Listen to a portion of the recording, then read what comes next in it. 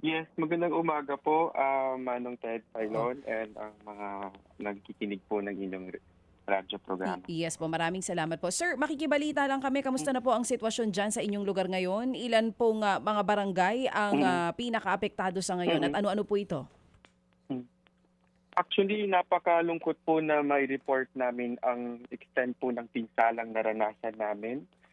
Within a 36 or to 72-hour period, nakatala po kami ng almost 200 millimeter of rainfall. Katumbas po ito ng sinasabi nilang 100-year levels of rainfall in northern Mindanao.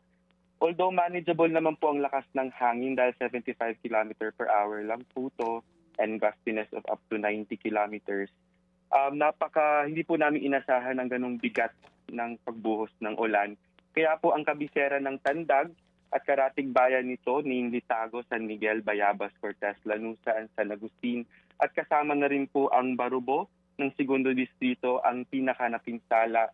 Katumbas Mm. po ito ng 89,816 families or 336,670 individuals.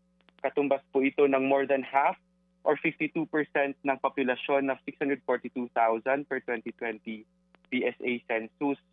249 po na barangays ang napinsala or 80% of 313 chartered barangays. At as of latest tallying po namin ng alas 6 ng gabi, February 8 ng kahapon, 28,000 po humigit or 28% of affected families consisting of 101,000 individuals ang na-displaced po inside and outside evacuation. Although hindi po kami nagkulang ng earlier declaration through preventive and forced evacuation, it allowed us to evacuate more than 25,000 families or 77 into 461 identified evacuation centers. Ang pinakamalaki pong evacuation na naganap ay nasa Barubo, katumbas po ng 60,000 persons. Pangalawa po yan ang City of Tandag, katumbas po ng 25,000. 87% of whom are inside evacuation centers, hindi pa po kabilang nito yung nasa labas. Followed by San Miguel with 9,800, Tago 9,500, Carrascal and Cantilan 8,000 and 6,000 respectively. Meron din po kaming humigit na 6,000 families or 23,000 individuals na nagpa siyang magstay muna sa relatives or kamag-anak at kaibigan or nagpa siya pong gumamit ng private motor vehicles as temporary shelter sa mas mataas po na altitude. Dahil po dyan, pinano po namin, we deployed our priority treatment sa ating vulnerable sectors. 66% po doon sa affected population are adults age 18 to 59 years old, followed by infants and children, katumbas po ng 20%, teenagers 7%, and senior citizens. In terms of gender profiling naman po, more or less equal yung mga kalalakihan at kababaihan na napunta sa evacuation centers. At ito po yung pinaka-prioridad na ni Governor Johnny at ng buong provincial government, ang ating pong indigenous peoples, mga buntis, persons with disability, solo parents, at meron pong iilang unaccompanied minors. Sa lahat-lahat po, madami pong damaged houses. Nakatala po kami ng 620 houses. Ito po yung documented pa lamang, 121 of which are totally damaged, 495 or 80% of which are only partially destroyed. Medyo mahirap po kami mag-validate ng amount pero nakalikom po kami ng 3.3 million pesos in damaged houses. Pagdating naman po sa infrastruktura, umabot po sa 816 million pesos. Kasama na po dyan yung electrical lines, water facilities, sea dikes or seawalls na katumbas ng 83 million pesos sa Bayabas, Carmen at Dingig. At meron din po kaming naitala, although karamihan po ng mga eskwelahan na salba, pero meron din po kaming 12 million na kailangan po ng repairs, rehabilitation, at reconstruction. Kaya nananawagan po kami sa secretary po natin sa education at sa DPWH din po for a convergence program. At ang pinakanasalanta din po sa kabuhayan ang ating agrikultura at fisheries na umabot po sa 590 million pesos worth of high-value crops, machineries, fish ponds, and even pump boats po sa ating mga fisher folks.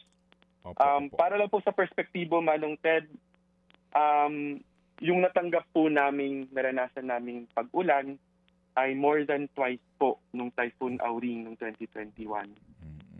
Hindi po kami nagkulang sa preparasyon, pero hindi rin po namin inasahan na ganun po kalakas yung ulan. So, Opo. ang total po na pinsala umabot po sa 1.4 billion pesos. Opo. Pero wala po naman pong fatality or missing ngayon ang lalawigan. Sa missing po, wala po kaming naitala dahil quick po yung resources namin at meron kaming collaboration sa mga lokal na government. Pero nakakalungkot po na sabihin na although quick yung rescue namin, meron pong naitalang kamatayan sa barangay ng Tigao, Cortez. Pagkatapos pong ma-bury siya sa landslide. We were able to save her, pero dead on arrival po siya, 10-year-old. Kami po yung magpapadala ng assistance dahil mandato po namin yan. At meron na pong 53-year-old na ale na naanod po during evacuation at naitala na po siya as one of the casualties namin. Meron din pong isang minor. So dalawa po ang inyong fatality. Ang casualty po natin, isang bata po, 10 years old kanyo, at isa pong babae. Opo. Ang kailangan lang po namin i-qualify, Manong Ted, na yung bahay po kasi, malamang hindi naman po natin pwede sisihin ang ating mga kababayan, pero yung bahay po kasi nakalagay po sa no-build zone. Okay. Sa right of way po siya at sa gilid po ng highway. Sige Kaya po. ang aming rekomendasyon way forward po, Manong Ted, is ipag-igting po talaga ang comprehensive land use plan dahil doon po natin masa-chart ang hazardous areas. Opo. Kami Sige po po. humihingi ng pasensya Opo. sa kakulangan po na ito.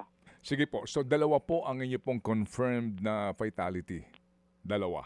Opo. Opo. Sige, Opo. opo, At opo. meron pa po kaming ongoing active operation to validate kung meron pa pong Opo. Sige.